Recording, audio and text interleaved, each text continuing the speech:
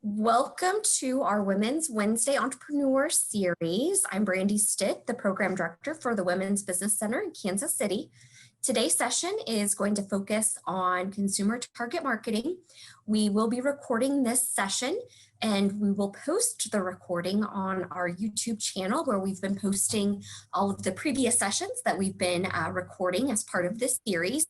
Once we have the video posted, I will share the link with everyone, and you're certainly welcome to revisit this session or share the link to our YouTube channel with other business owners that you think might benefit from these sessions.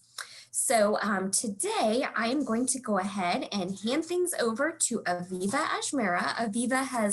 This is our second round of her series, and it was great the first time, so I'm really looking forward to round two with Aviva. So I'm going to hand it over to you, Aviva. Let me make you a co-host real quick, and you will be able to share your screen. All right.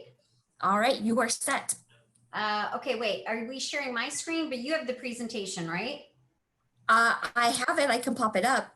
Yeah, if you don't mind, that'll be, sorry everyone. We did it a little differently last time, so apologize for the clunkiness. It looks like a few more people are joining. We had quite a few people sign up, so I'm assuming more will join a little bit after 1. But the good news is, for those of you that are on, even if they don't join, it's more quality time for you. So as Brandy said, I'm Aviva Ajmera. I am the CEO of Solve KC, and I've been giving a version of this class for the last 5 years to entrepreneurs of small and medium-sized businesses all over Kansas City. And every time, people are just enlightened with the simplicity and the focus of what they learn.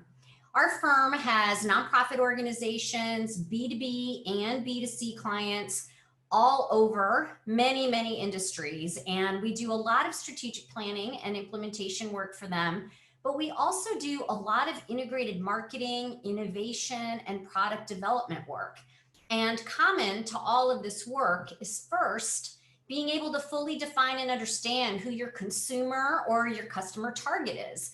Because without this clarity, all of your efforts and marketing spend will just never be as effective. So my hope for you today is that when you leave, you'll have some new tools for yourself and for your team to be able to thoroughly understand and define who your consumer or your customer is.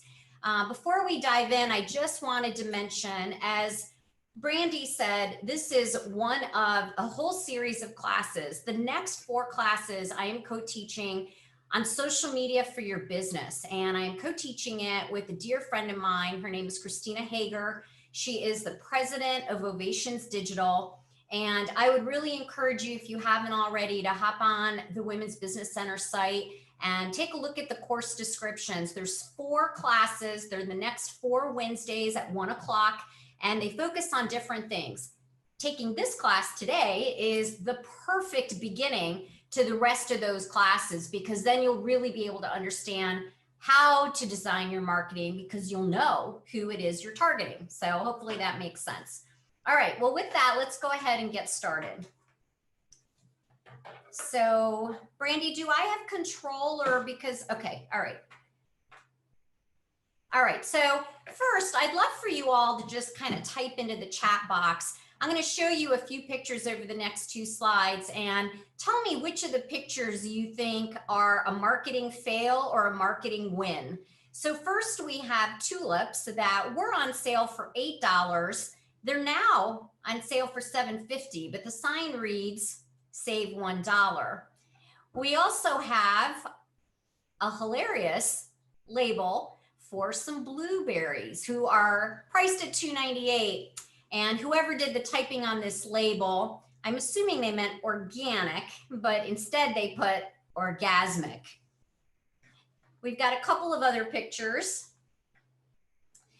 Come check out our stool samples from IKEA. And then we've got a banner from Austin OB/GYN Associates. This was recent with COVID. It says, we do curbside visits. Do you think any of those are marketing wins?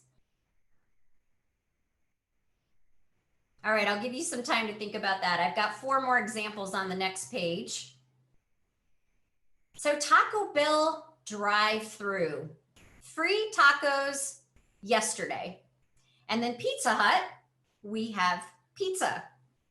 And then the last 2, today's offer, buy any 2 drinks and pay for them both. And then a large sign that says always open, but the more recent update says closed. All right, Chris, you get 8 out of 8 or 100%. You said fail. They're all kind of a fail. I mean, some of them are a little bit funny, like today's offer, buy any 2. But really, I put this up just to kind of get us oriented to all of these signs or labels are designed to communicate to the consumer of these products. And it's really important that they're relevant and that they make sense. Okay, so let's talk about our agenda for today. First, we're going to start with defining your target. We'll talk about 12 trends that impact growth today, and we'll actually define what is a target consumer. And then we're going to have 2 workshops, and they're just going to be about 5 minutes each. And really the main reason I like doing that is I have learned personally that when I attend a workshop, I get very energized by the content that I learned, but I want a little bit of time to apply it to my own business. So that's what these workshops are about. And then we'll move on to the second part, which is actually creating your target consumer or customer brand persona. And this is a workshop that tends to really pull everything together for people. And I'm going to share with you a local business example, not only what they created, but also how they continue to use it with their organization on an annual basis, just to give you some ideas for how you can use it within your own companies. So the first thing we should probably do is just talk about 12 trends that are impacting growth.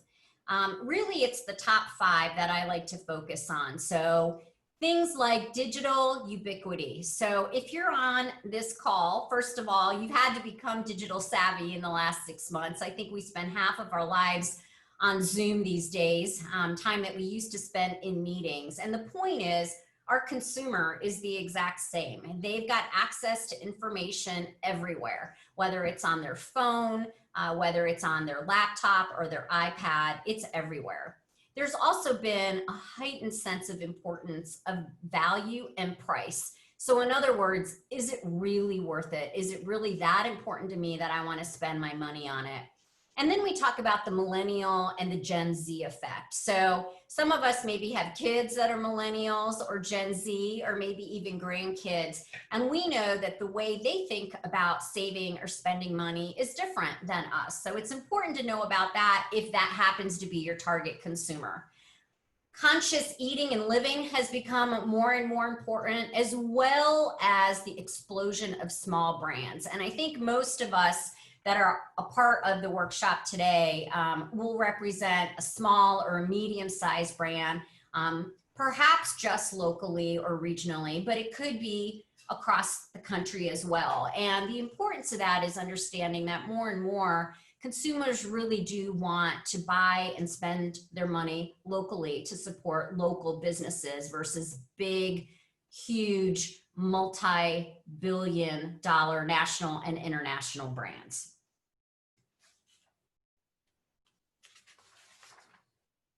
Okay, so then we're going to move to defining your target. So I don't know how many of you know who David Ogilvy is, but he is the guru of modern day advertising. And he has a very famous quote that says, consumers don't think how they feel. They don't say what they think, and they don't do what they say. And it might sound like a little bit of a jumbled up quote, but basically what he was saying is, the challenge with advertising is you can't often just ask your consumers what they want. It's your job as a marketer to understand their motivations and their insights. So several of the exercises that we're going to do today will help you really articulate and put down on paper what those motivations and insights are, so that you can then use that information as you go about marketing your product or service. So what exactly is a target market? Well, it's basically a group that a company wants to sell its products and services to. So let me give you a couple of examples.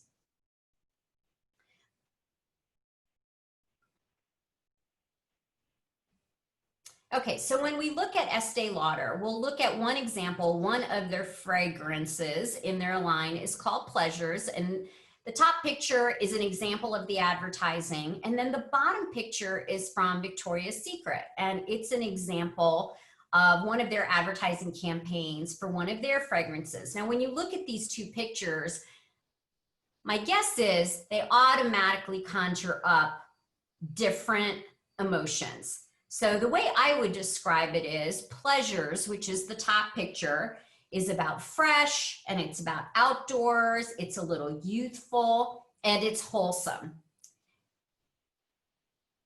Brandy, if you could just advance one, please. Thank you. And then Victoria's Secret is different. It's a little flirty, a little youthful, and it definitely communicates sex appeal. So two fragrances priced pretty comparably, but you can see that just by the way they visually communicate through their advertising, their choice of color, their choice of language, the choice of how the model in these ads is posing, they meet a different type of consumer target or a consumer need.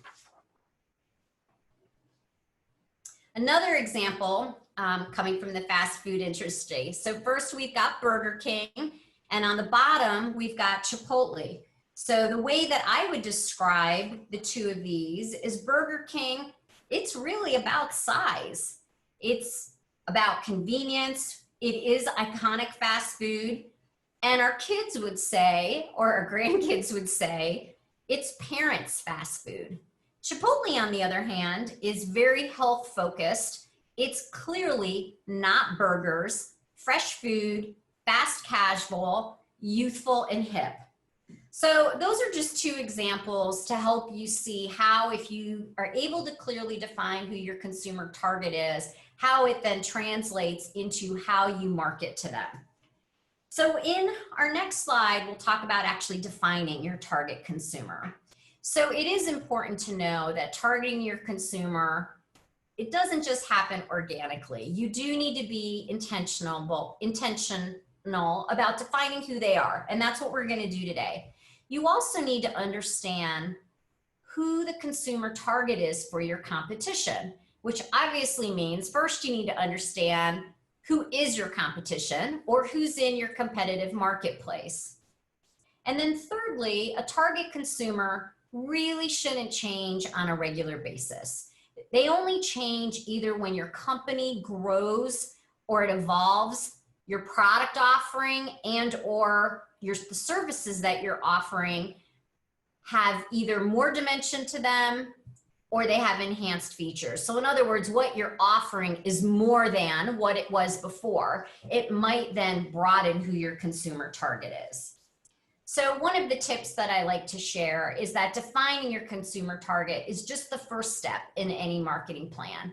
And we would really say, we don't want you to spend any money on marketing if you haven't clearly identified your target consumer, because as I mentioned at the opening, you're just not going to be most efficiently using your dollars.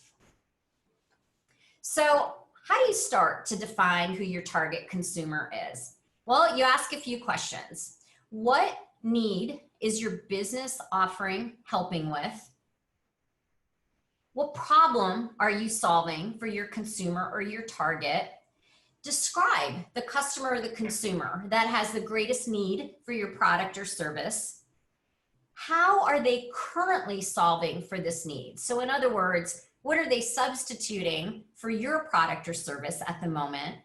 And then it's always great if you happen to have any personal insights for your target based on your own interests, needs, or experiences. So as we know, a lot of times entrepreneurs and small businesses, the founders are usually very emotionally attached or have some kind of personal experience or attachment to the product or service. It's usually filling a gap that they couldn't fill out in the marketplace, and that's how they came up with their product or service. So that does give you a little bit of insight. So then as we start to talk about the primary traits of defining your target consumer, and I will tell you, Brandy sent out to everyone in advance some handouts. This is part of handout number 2. So you're welcome to make notes on it if it helps you. Okay, so we're going to use the next few slides as input into the very first workshop. So the primary traits are first geographic, then demographic, psychographic, and behavioral. And let me go into those in a little bit more detail. So geographic, most of us understand, right? It's where you live. It's your city, your state, your community, your region. It could even be your climate, depending on what type of product you have. Demographic also, I think, is pretty familiar to most of us. It's gender, age, ethnic background, educational level, occupation, and income. Psychographic is usually, it's kind of what is motivating you or what are those insights. So things like attitudes, values, and lifestyles. Now I've asterisked attitudes and lifestyles because what we have found in the last 6 months is some of these things have changed due to COVID. So for your business, it's a great opportunity, if you haven't already, to take a pause and really ask yourself, how have these attitudes and lifestyles changed for your target consumer due to COVID? Because candidly, I think a lot of us thought when COVID first came into our lives last February and March, it was going to be a 60 to 100 day thing. And what we've realized now is it's kind of here for a while in its current state. And what we don't know is what the long-term implications are of how it's going to impact our consumers. And then we have behavioral. So does your consumer tend to be product loyal?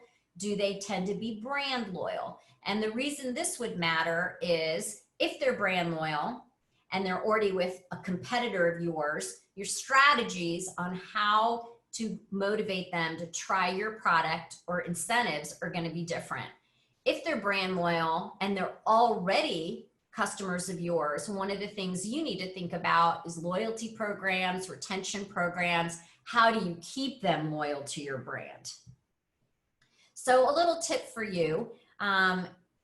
I don't know how many of you are familiar or have experienced doing any kind of consumer research, but sometimes qualitative or quantitative research can be extremely helpful in identifying your target. Because sometimes what happens is, if I, for example, were to have a conversation with you and say, how would you describe your target consumer? Depending on your own experience and motivations to be in the business that you're in, your own filters might influence your thought process. So while that is a great place to start, and I'm so thrilled that you're with me today, I really do encourage you to take these workshop elements back to your team or anybody else in your organization or a best friend or your spouse or whatever the case might be, to really get some kind of feedback if you're not able to go directly to your consumers themselves. Okay, so let's talk about defining your target consumer and some things that have been impacted due to COVID. As I mentioned, COVID has created new psychographic traits. Some of these we expect to stay through 2020 and possibly beyond, because the reality is new habits have been developed for all of us. So some things for you to consider. Consumers now have fear of shopping in stores. Not everybody, but enough do. The need for masks and wipes and hand sanitizers, providing adequate distance between consumers, using new hours for at-risk consumers. If you have a brick and mortar store or any type of a brick and mortar location, these are things that you're going to need to think about. From a consumer spend standpoint, consumers have a higher concern about potential job loss or furloughs. There is general uncertainty about what the future will bring. There is a renewed focus on basic family and personal needs. So if you're in an industry that attends to these needs, it's a really good time for you and a great opportunity for you to grow your consumer base. And also, as I think all of us are experiencing, your family either has work and or school from home cabin fever. So again, if your company is reflected in this type of a dynamic, it's something for you to think about. So how can you alleviate some of that cabin fever, or even if it has impacted your sales, what are some new ideas that you have to get your consumer re-engaged in your product or service despite the work from home or the school from home situation? Okay, so then moving on to secondary traits. Secondary traits, I will honestly tell you, I love because they go a little bit deeper and I feel like they really reveal the true consumer need. So things like social factors, so interests, hobbies, what they do for fun, what they do for entertainment, some personality markers. Are they early adopters or risk takers? Are they tech savvy? And then life stage. Are they single, newly married, married? Are they new parents or parents, empty nesters? What is their household size? All of these secondary traits really start to build out a picture of who your target consumer is. Now, if you have a B2B or a business to business, then your traits are going to be a little bit different. So in the next slide, we talk about B2B. Oh, okay. Well, we'll get to that in a moment. Let me use for you an example for Coca-Cola. This is a really simplified way of illustrating how you take those consumer traits and apply it to a product that we're all pretty familiar with. So geographically, the Coca-Cola target consumer lives in a hot climate and is suburban and urban. Demographically, they fit within the 18 to 25-year-old age group and also 25 to 35. Middle income, they're both male and female. Psychographically, they have a busy lifestyle, and behaviorally, they have a positive attitude and they consume soft drinks. So, you know, the thing with Coca-Cola is we know that there are folks that consume Coca-Cola that also live in a cold climate, but they might do it in the summertime. We know that folks that consume Coca-Cola are very likely to be over the age of 35 as well. But the point here is what I've shared with you is really the bullseye of who their target consumer is. So it's not going to be everyone who purchases their products, but it is the consumers who purchase, I would say, a heavy user of their product. So just a really simplified way of showing that to you. Okay, so now if you are a B2B business, so business to business, so your customers are other businesses. When you look at primary traits, they're going to be a little bit different. So demographically, you would look at what industry are they in? From a location standpoint, are your customers local, regional, national, or international? If they're companies, what are their revenues? How many employees do they have? From a situational standpoint, what is the timing or the urgency of the need of your product or services for them? What are their financial goals and business objectives? What is their growth rate? And where are they in the life cycle of their business? Are they startups? Are they small, medium, or large businesses? And also, who are their competitors? And what are the threats that they face to growing their business? From an operations standpoint, are they a manufacturer? Are they a retailer or a seller? Are they third-party representatives? And what are their sales cycles? Are they really long, like 12 to 18 months? Or do they tend to be really short, like 30 days to 60 days? All of that will be important as you think about how do you meet their needs. And then it's also really important to understand who their target customer or consumer is. So their demographics, are they small, large, or mass oriented? And who are the key influencers and decision makers to your customers' target consumer? Now, candidly, this can be a little hard for you to know. So if you don't know the answers, the best thing to do is just ask your customers. most companies do follow that 80-20 rule, where 20% of your customers generate 80% of your revenue. Start at the top of the list. Most likely you already have a deeper relationship with them, you talk with them or communicate with them more frequently. In one of your conversations, just ask them some of these questions and they will see it as a partnership. So really the conversation is, my goal is to help you succeed. So help me understand some of these things about your target consumer so I can meet your needs better. And then you start to have a conversation. So I hope that's helpful. Okay, so just pulling it all together, and this is in your handout, page number 2. We're going to, if you have a business to consumer business, here's what you need to think about. And if you have a business to business, so B2B, in the next slide, it's just a recap, okay? And what you can do, I'm gonna give you about 5 minutes, but if you guys are done sooner, we've got a small group today. So just go ahead and put into the chat that you're done. What I would love for you to do is just write on these worksheets, write down what you know.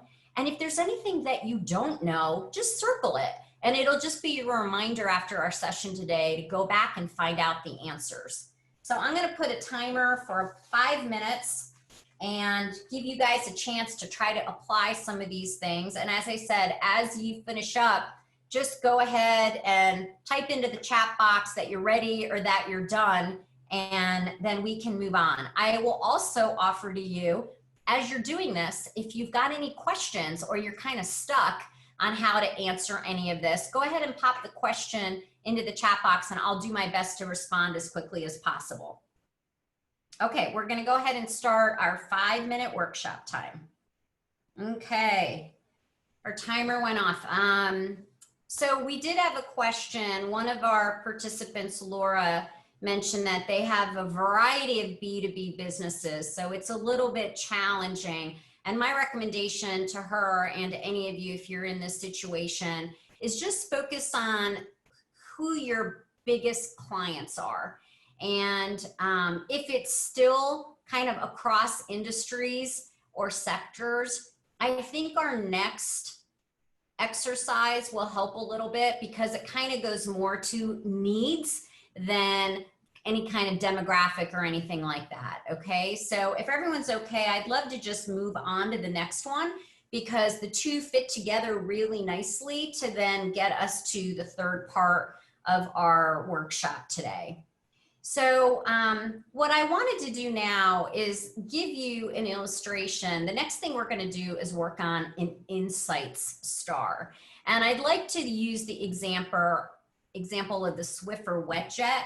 It's been around a long time now, but for Procter & Gamble, before they launched it, for any of you that know how Procter & Gamble works, they spend a lot of time and money doing consumer research to really understand what is the unmet need that's in the marketplace, because really the goal for all of their brands is to be number 1 or number 2 in the category that they represent on the shelf. So let's go through an example that many of us might use in our own home, which is the Swiffer wet jet. So they first started, if you look at your handout, it's number 5. It'll follow the 5 points of the star. So we'll start with primary needs, we'll go to current solution, energy barriers, key influencers, and then how to reach them. So from a primary needs standpoint, what the marketing team discovered regarding the Swiffer wet jet, if we can just go one slide ahead, please, is that the target consumer wanted a clean house and they needed a quick and easy cleaning product. So that was their primary need. What their current solution was to meet the need was either a sweeper or broom, a bucket of water and a mop, or a vacuum. From an energy barrier standpoint, none of these current solutions were ideal because there were too many steps to the sweep and mop, and cleaning a mop takes a lot of time too. Key influencers to trying something new were friends, families, and other moms. And the best way to reach this target consumer was through advertising. So when this product first launched, there wasn't social media. So it was TV and magazines primarily, also coupons as an incentive to buy, and then also blogs, which is where partly the other mom aspect comes in. So for you, as you think about building out your target consumer or customer insight star, think about what the primary needs are. And just like we showed you in the Swiffer example, you can now fill out the primary needs for your target consumer or customer. And so for those of you that had a hard time really articulating traits, this might be something that's a little bit easier because you don't have to define demographics or industry or anything like that.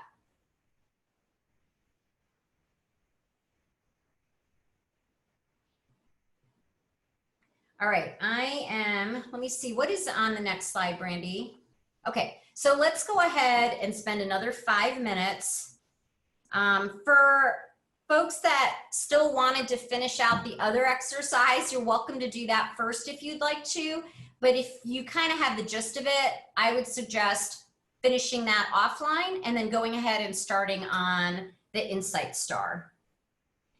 Brandy, could you go ahead and go back maybe 2 slides to put the Swiffer example back up? Great, thank you. And then for everyone, it's handout number 5. Where you can jot down your thoughts for your consumer or customer. Okay, I'm going to just share a couple of the questions that came up in case they relate to questions that anybody else has, and it might be a little bit helpful.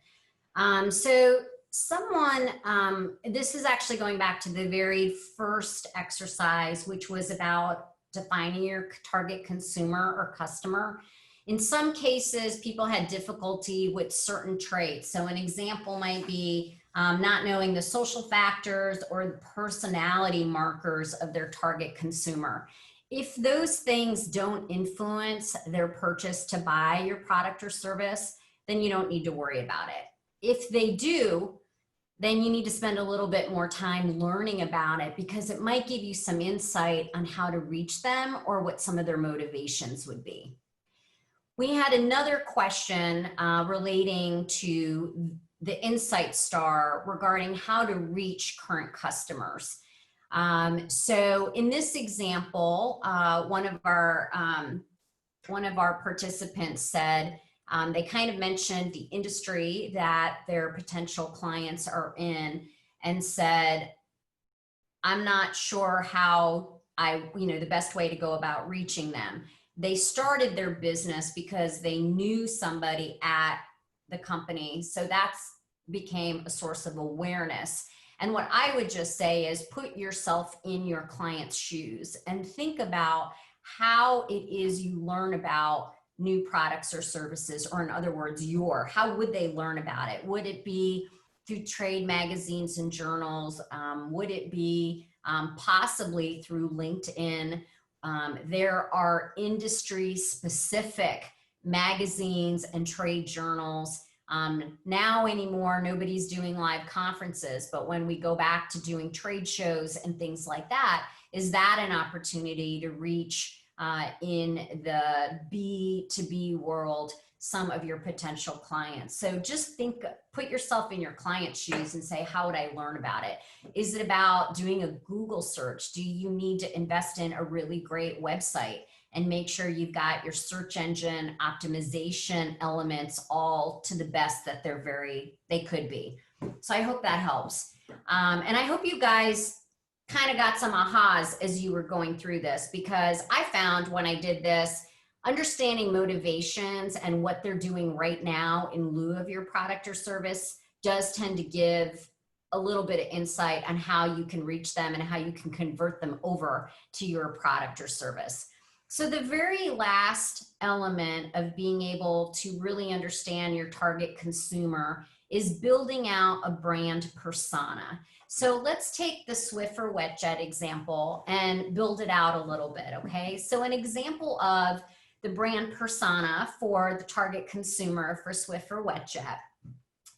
The marketing team said, we're gonna call her Megan, and here's how we would describe her. She's a busy mom.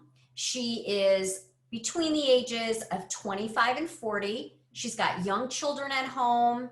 She's middle income. She cleans her own home. She's a brand enthusiast and she's brand loyal. She tends to live in the suburbs. She's a heavy social media user, and she believes that her home represents her. And so cleanliness is really important to her. She tends to go to Walmart and she likes discount, and she's a coupon enthusiast. Okay. So a little tip as you think about how you're going to create this for your target consumer. What we find is doing this actually helps to bring your target consumer to life. Okay. You can name her or him. You can have a picture that represents them, and you're basically pulling together the information that you used in defining your target consumer from a trait standpoint, and using the information that you just jotted down in your insight star to kind of pull it all together.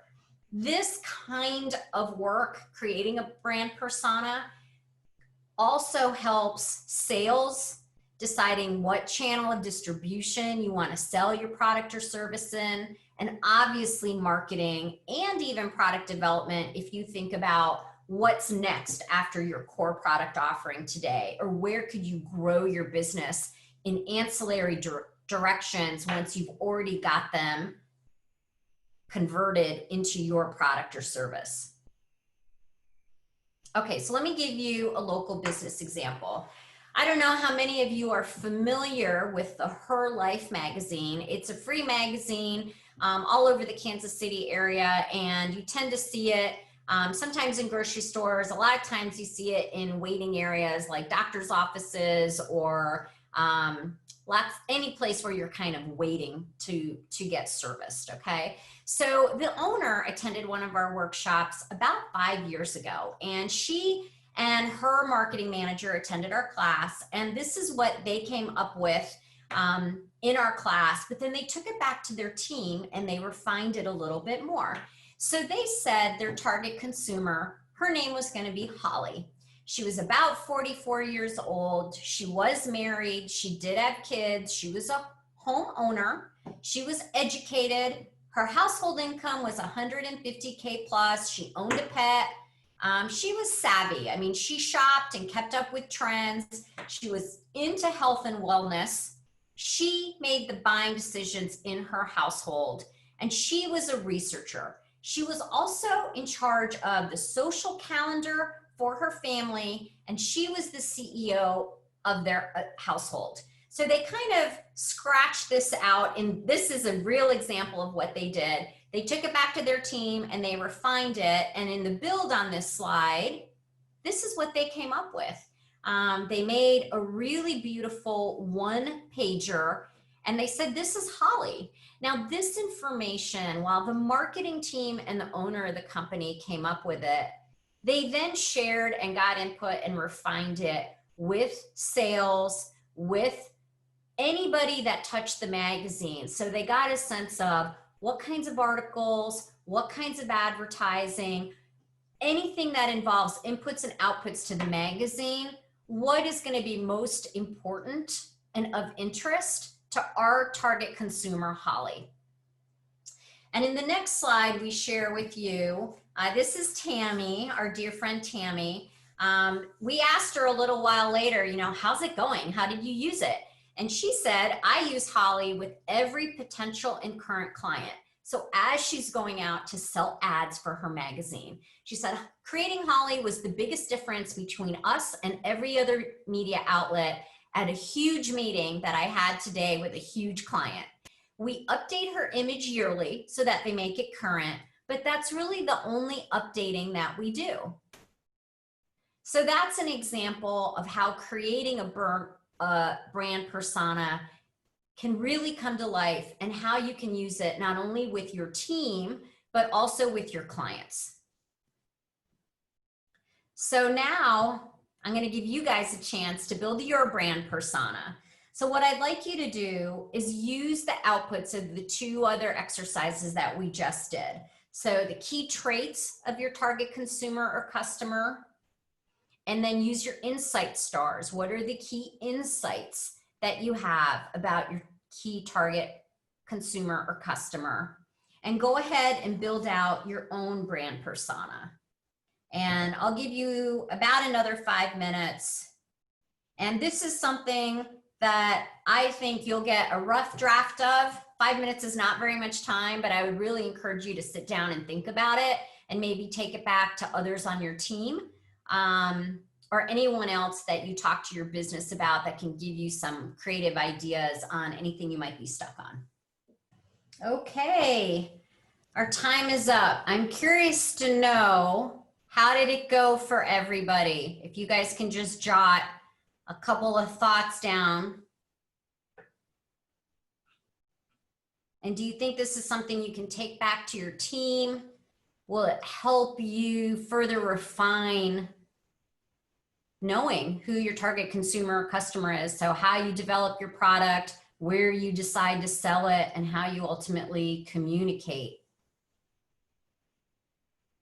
So I'm going to give you a chance to type in some of those answers, and then I just wanted to review with you what we learned today. So this is on slide 9 of your handouts, and this could be something that you use if you're going to take it back to your team or anyone else that you want to bounce some of the things you worked on today off of. So first, we started with defining your target, talking about traits from a consumer standpoint, primary and secondary, but then from a B2B standpoint, really understanding your target customer and what their needs are so you can help them to be successful. Then we moved on to building your insight star, and I've got a comment that says that was the most helpful. So yay, I'm so glad that was helpful. Really understanding the motivations, the needs, the motivations, the gaps, and then how to reach your target consumer or customers. And then finally, pulling it all together in a brand persona. So defining your target and your insight stars as inputs and really making that come to life into a brand persona. So that's our workshop for today. Let me just go to the next slide and tell you what's coming next. And in the meantime, if you have some questions, you've got a few minutes to type them in. I would love for you to connect with me. Our company, Solve, has a business Facebook page. And then I personally am on LinkedIn under my name, Aviva Ajmera, but also our firm under Solve KC.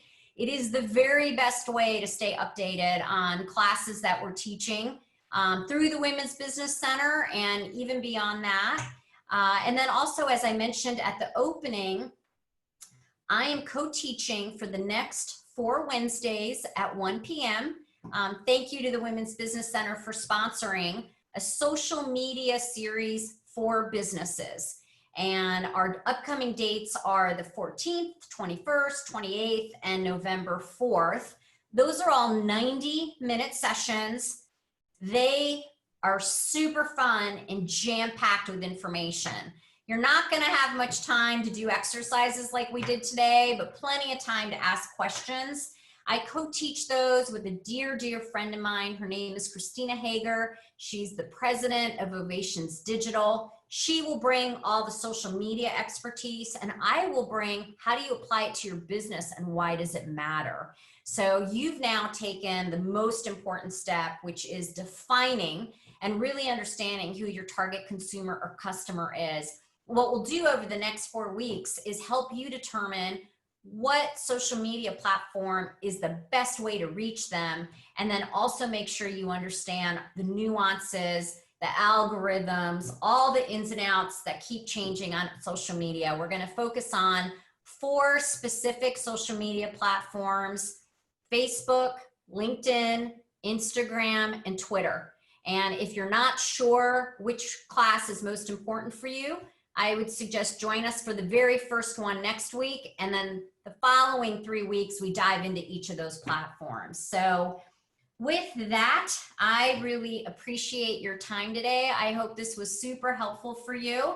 Feel free to reach me by email. I'd love to get any feedback on what you would like to have seen more of or had more time to work on.